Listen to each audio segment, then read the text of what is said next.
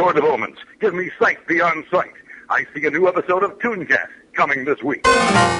Beyond good, beyond evil, beyond your wildest imagination. Optimus Solo, what are you doing here? I'm always here. Yes, in the background. Yes, just not always talking. Yes. This is ToonCast, and this is going to be a clip that plays in front of ToonCast episode 293 to 299, because apparently you've created a third personality or a second personality for yourself. You're just now another 80s geek or something like that. There's this guy I know. He's called Just Another 80s Geek, and he's got this video thing that he does on the YouTubes and things like that. So, yeah, it's called Geek Showcase. It's a chance to highlight all things geeky in a video form, so branching out from just audio. So this will be a chance for you to see all kinds of geeky things, whether they be toys, whether it be just graphics on the screen with top 10 lists and things of that nature, opening packs of cards, going through geeky memorabilia, knickknacks, paddywhacks, give a dog a bones, anything like that. So yes, you should check out the YouTube channel, Geek Showcase, but to give you guys kind of a feel for what kind of stuff goes there, minus the visual part, we're also giving it to you in audio form right here on ToonCast and podcast. That's right. So if you hear Kevin say something like, you can see this on the screen, it's because this was originally a video where he would put up his diagram of his ultimate Saturday morning cartoon lineup. And you are starting, this is why we're starting in episode 293 to 299, just because those are the next episodes I had available. And you're starting with 1983 all the way up to 1989 and going through basically your ultimate Saturday morning cartoon lineup. Yeah, basically I've seen a lot of people post stuff on social media over the years, whether it be Twitter or Instagram or Facebook, and they always have like, ooh, the best cartoon lineup, or this lineup versus this lineup, or they do drafts, or they do different things. So I thought I was going to do my take on that basically. So I've created a list for each year from 1983 to 1989. I explain on the records here why I don't do 80, 81, and 82, but just real quickly, it's just too hard. There's not enough cartoons out yet for the 80s to do those years. So it starts in 1983, goes to 1989. There's a bunch of rules that I outline in the record, so you'll have to listen to that. Mainly in the 1983 record. I won't do that as much in the subsequent episodes. If you want the dirt on how these lists were developed, you have to listen to the 1983 episode first.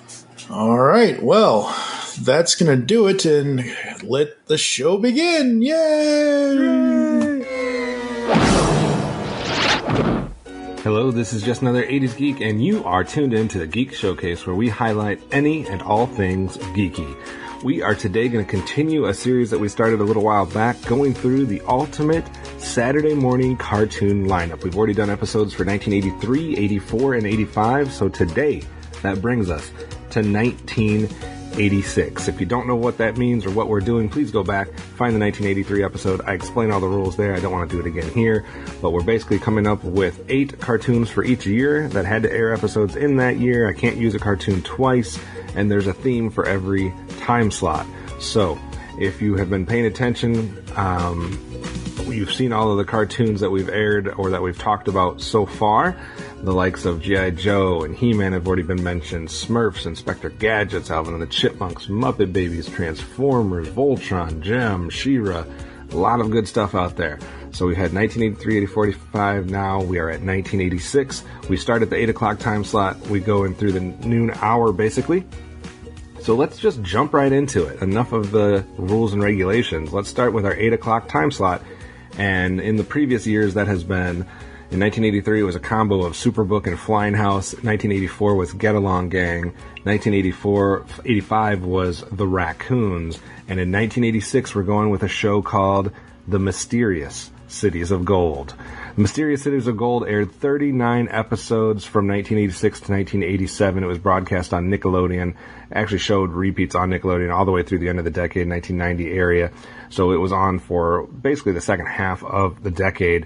It was done by Gene Chalopin and Bernard Deriz. And the music was done by Saban and Levy, who did a lot of cartoons, obviously, throughout time. They took the Japan soundtrack theme, and they kind of switched it up. They wanted it to make it more Western. They brought along one of their notable companions, cohorts, who was a singer. His name was Noam Caniel. I might be getting that name pronounced wrong, but it's Noam Caniel.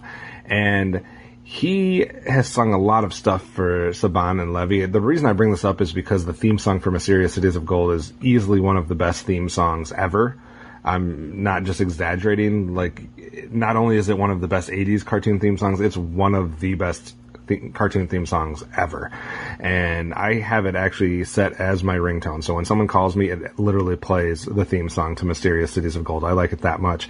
But Noam Caniel also did, for some geeks out there might know this, the I Have the Power song from Secret of the Sword. That was the guy who sang that song. So he's the singer for the Mysterious Cities of Gold theme song as well. Mysterious Cities of Gold has gone on to, spawn a couple of computer/video games more recently, or at least in the last 10, 15 years. And it actually had a reboot in 2012 that lasted for 4 seasons and over 100 episodes. Mysterious Cities of Gold is just a great adventure series, obviously centered around gold and, back in the explored time period, etc. But it was also notable for me because it was one of the first examples of anime in the West. So like I said, with Superbook and Flying House, same thing goes here for Mysterious Cities of Gold. Gives us that anime feel, that anime style, and we didn't have a lot of that at the time as kids growing up through the 80s. So I remember it for the anime style, I remember it for the theme song, and I remember it for being a decently written show. And like I said, it lasted for almost half the decade, so I feel like it deserves its spot, and it will fit in with the theme along with the Superbook, Get Along Gang, and Raccoon. So that is our 8 o'clock show, Mysterious Cities of Gold. Let's see what we get to watch at 8:30. The 8:30 time slot, following in the steps of Smurfs, Heathcliff, and the Littles, we get the Snorks.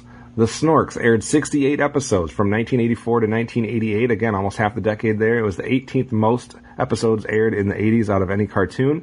And this was another Hanna-Barbera series, just like the Smurfs, and it has a lot of connections to the Smurfs.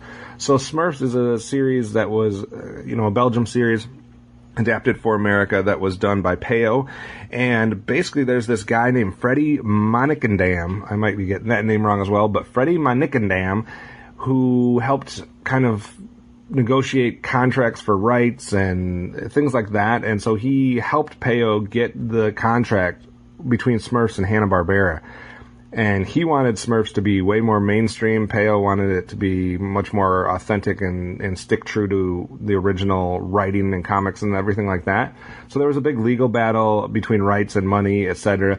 And out of that, Manicandam decided to go find a series, search out a series that he could get a hold of to compete with Smurfs and kind of take it to Peyo in one-on-one competition, I guess. So he found a comic book series or a comic book story that had debuted in 1982 from a guy named Nick Broca called Snorks. And he ended up helping him, get some deals and eventually got his hands on it, etc. And wanted to, have Snorks compete with Smurfs. Ironically, they both air on Hanna-Barbera, or both come from Hanna-Barbera, so I don't know how much of a competition that is. Obviously, Smurfs becomes the more iconic property out of those two. Snorks never quite hit that level, but Snorks was successful in and of itself. Like I said, 18th most episodes, aired for almost half the decade. It's kind of like Smurfs Underwater. It's got a decent theme song, and it's got a great voice cast. Michael Bell does one of the main roles. You have Frank Welker, Rob Paulson, BJ Ward, Nancy Cartwright. Also interesting of note, it was one of Cam Clark's first voice gigs. Cam Clark had some voice work in Smurfs and Snorks, which are kind of his entree into the world of voice acting that he would become obviously very iconic in. So Snorks is our 8:30 show. Fits the theme with Smurfs, Heathcliff, and the Littles.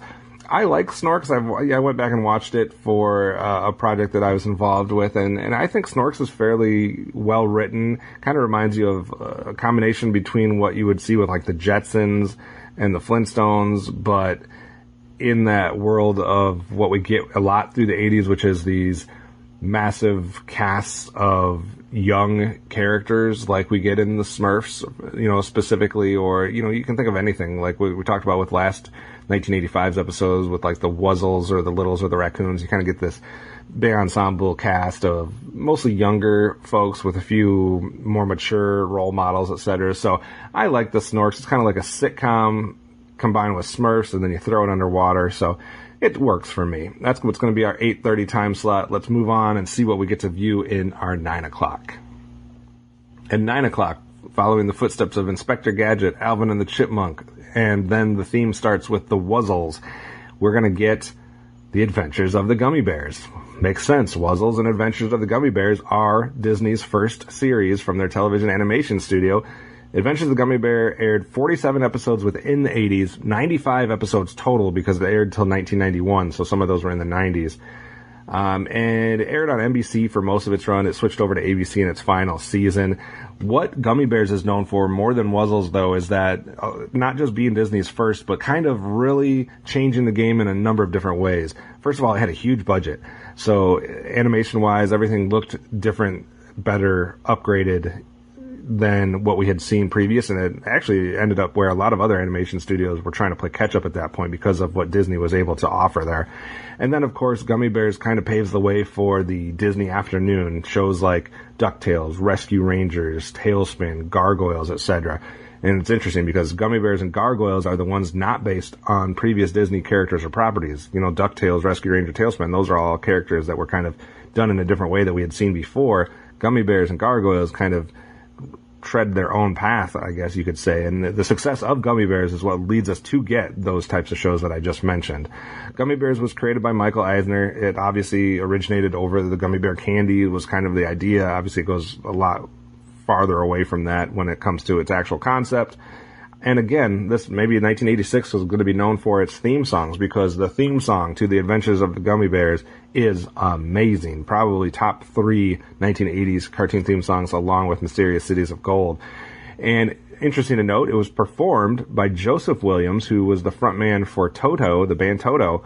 And if you don't know who Joseph Williams is, he's the son of John Williams. John Williams, the famous composer. You know, the guy that does all the music in Star Wars? Yeah, his son, Joseph Williams, sings The Adventure to the Gummy Bears theme song. That's crazy. So Gummy Bears is a hugely successful, hugely influential show. There's no way you can have an 80s list that doesn't include The Adventures of the Gummy Bears. So that is why it finds itself here at our 9 o'clock time slot. Moving on to 9:30, we get one of the big heavy hitters here. This show aired the 5th most episodes in all of the decade. 120 episodes in the 1980s. Actually, 147 overall. It was another show that kind of bridged the gap and went into the 90s, so it airs until 1991. So 147 episodes total, 120 of them in the 1980s. We're talking about the real Ghostbusters, not to be confused with Filmation's Ghostbusters. That's why they added the word real on there. They wanted to distinguish themselves from a series that was already being done by Filmation called Ghostbusters, so they add the real part. So this one's the real one, and what I mean by that is it is based off of the actual movie that everybody knows from the 80s, the Ghostbusters movies. So you have Peter Venkman, Egon Spengler, Ray Stantz, Winston, Janine, you know, all those types of people, the Stay Puft Marshmallow Man, etc. So, and a great voice cast to go along with that. They did some great work finding that. A couple of them switched because of some things that happened throughout the season. So for Peter Venkman, we're going to get the combination of Lorenzo Music and Dave Coulier from Full House. From Egon Spengler, we're going to get the Brain, Maurice LaMarche. For Ray Stantz, we're going to get the legendary voice actor Frank Welker. And then for Winston Zeddemore, we're going to get a combination of Arsenio Hall and Buster Jones. We also have Laura Summer and Cass Soucy doing Janine, and a bunch of other actors, obviously, as well. There was a spin-off called Extreme Ghostbusters. There was action figures produced by Kenner. This was a Geek show, just like we've seen so many. It aired on ABC, and obviously it's super successful. I mean, the Ghostbusters as a franchise is not something that's going to go away anytime soon. We have seen all the different live-action movies, etc. So obviously the cartoon deserves its spot. It's probably one of the best cartoons that was tied to, you know, a television show, a movie, or something else like that that came about it.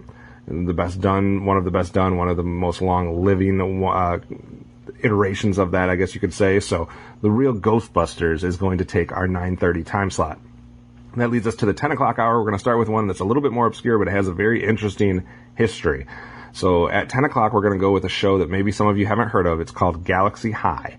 It only aired 13 episodes on CBS in 1986, but it has some interesting side notes, guys. First off, it was created by Chris Columbus. If that name sounds familiar, not the stupid Chris Columbus that gets credit erroneously for discovering America. The Chris Columbus that you may have heard of when it comes to film. He was the director of Adventures in Babysitting, Home Alone, Mrs. Doubtfire, Harry Potter and the Sorcerer's Stone, Harry Potter and the Chamber of Secrets. He was the writer for Gremlins and Goonies. I mean, come on. This guy is a big-time dude when it comes to Hollywood, and he's the creator of Galaxy High. Obviously, Galaxy High is not nearly as popular or successful as any of the things I just mentioned, but it does have its little spot in 80s cartoon lore, I guess. Another interesting note. The soundtrack and theme for Galaxy High was performed and written by a guy named Don Felder. Don Felder worked with the Eagles, the band The Eagles. He actually co-wrote Hotel California. So that's just another, wow moment. It was developed by Larry DiTillio, as far as some of the writing and that types of things. Here's another interesting side note. One of the character designers for Galaxy High was John Chris Falusi. Now, I know he's come under a lot of scrutiny and not necessarily a good guy, done a lot of bad stuff, apparently, but he is still notable when it comes to the cartoon world. He's the guy that did Ren and Stimpy later on in his life, so the Ren and Stimpy guy was one of the character designers for Galaxy High. So a lot of interesting stuff, good voice cast, Susan Blue, Hal Rail, Howard Morris, Pat Carroll, Nancy Cartwright, Jennifer Darling, Pat Fraley, Neil Ross, John Stevenson, so a lot of known voice actors. John Stevenson is iconic. And there's been a movie talked about since 1996 that's never come to fruition, so I wouldn't hold out too much hope. But it's just another one of those things where you have kind of that high school setting with a bunch of kids.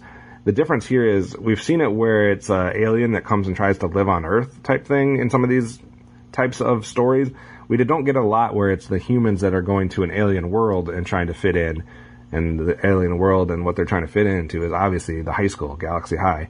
So it's an interesting concept, interesting show, very kind of prototypical 80s fare, so I thought it deserved a spot here at the 10 o'clock hour. Also fits a time slot. What were those shows that came along with Galaxy High in that time slot? We would have gotten the likes of Dungeons and Dragons, Kid Video, and Gem. And I didn't say it before, so Real Ghostbusters comes along with Saturday Supercade, Muppet Babies, and Hulk Hogan's Rockin' Wrestling, if you're trying to figure out the themes. All right, let's move on to our 10:30 time slot. The 10:30 shows before have been Strawberry Shortcake, Rainbow Bright, She-Ra, and The Princess of Power. We're stretching it a little bit, but we're going to go with a show called Pound Puppies in this year here, 1986. Pound Puppies only aired 26 episodes from 1986 to 1987. But I don't think anybody can dispute the long-lasting impact it has had from a toy line, with the stuffed animals, and just kind of being out in the public's eye. It was rebooted in 2010. It originally had a television special in 1985, and Hanna-Barbera kind of based the series off of that and a toy line that Tonka was doing. And it was broadcast on ABC. Obviously, like I said, rebooted later in 2010, a completely different feel, but for a new generation. You had the movie The Legend of Big Paw in 1988, and Ruth Buzzy was in this, Nancy Cartwright, Pat Carroll, Peter Cullen, Dan Gilvezan, Frank Welker, B.J. Ward, so a lot of people that you know throughout the 80s. So, I mean, Pound Puppies is just right up there. Like Pound Puppies and a few that we'll probably get to in later years, I think are just iconic as far as both a cartoon and a toy line that appealed to younger audiences, maybe a little bit of a skew towards female audiences. But I had a Pound Puppy. I remember them. They had the tag, you had the name. It was almost like you were adopting an actual Pound Puppy, kind of similar to what you got with the Cabbage Patch Kids and the Care Bears and some of those toy lines. So, Pound Puppies, 10:30 time slot. That means we only have time for two more. Let's go to 11 o'clock where we see The Centurions. Tied for the 20 most episodes in the 80s with 65. Aired in 1986. This is a Ruby Spears production with tie-in toys from Kenner and tie-in comics from DC Comics. What is Centurions? Centurions is Doc Terror and his evil cyborgs battling the heroic Centurions. Michael Bell again, Jennifer Darling, Pat Fraley, Neil Ross, B.J. Ward. This show was animated by Sunrise. That animation studio is probably best known for doing Mobile Suit Gundam, which I know there's a lot of fans of out there. Some heavy-hitting writers in this. Ted Peterson, Michael Reeves, Larry DiTillio, Jerry Conway, Steve Perry, and some great designers. Jack Kirby did some designs on this, Gil Kane. So a lot of notable people involved with Centurions. I would still say that, in my mind, when it comes to boys-centric action cartoons of the 1980s that there's kind of a 4-tier system. All right? In my mind, there's 4 tiers. There's your upper echelon. Those are like the ones that are just iconic through and through. We're never going away. Things like Transformers, Turtles, G.I. Joe, and He-Man. Like, that's tier 1. There's nobody else is in tier 1. Then you have tier 2, which is just a slight step behind that. Those are things like Thundercats, to me, Voltron, probably Silverhawks, Cops, Mask. Those are kind of like that next group. And then you get like the 3rd tier, which is not nearly as well known, and that would be where Centurions is going to find itself. You have Centurions, the Visionaries, the Humanoids, things of that nature. And then tier 4 is like the real obscure stuff like Spiralzone and Sectars and things like that. So that's tier 4. So Centurions, I think, is kind of that tier 3, but I still think it finds itself worthy of being talked about in this group. 65 episodes is obviously that's a full syndicated series, but it was able to finish all of that off. It had its its toy line, it had its comics, it had all this other stuff. So I think that tier should be represented, and Centurions is one of the ones that should represent that. So that's what we're going to get in the 11 o'clock time slot. Leaves us only one show left for today, guys. What's going to come in our 11:30 time slot on the heels of He-Man, Transformers, and Mask? We're going to get another show that I would put in that 2nd tier of boys action cartoons, and that's going to be Silverhawks. Also had 65 episodes, just like Centurions. Also aired in 1986. Also obviously tied for the 20th most with everything else that had 65 episodes. Silverhawks is probably best known for a lot of people as kind of the spin-off or the 2nd series from Rankin Bass after they did Thundercats, right? A lot of people probably say Thundercats is the better series. I would argue that Silverhawks is right on par with it. And then Rankin Bass would also do a show called Tigerhawks, which was much less seen, part of the comic strip syndicated time slot of cartoons. Very hard to get a hold of right now. They all had their toys.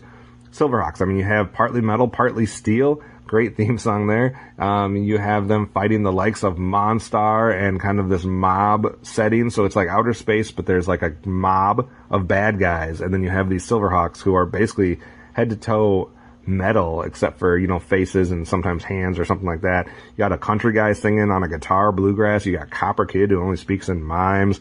It's a great show. You had the typical Rankin Bass voice cast, same as Thundercats. You have Bob McFadden, Peter Newman, Larry Kenney, Earl Hammond. So all of those guys are very known for that set of shows that came out in that time period. The rights are now owned by Warner Brothers, and there has been news of a reboot that was surfacing within the last couple of years. So 2021, I think, is when that news of that reboot being developed kind of first surfaced. So we'll see what happens. I would love to see either another cartoon. I know they've talked about this being a live action movie. I don't know. I would just love to see more Silverhawks because we already got a reboot from Thundercats a few years ago that was pretty good. Not Thundercats Roar. I'm talking about the other one.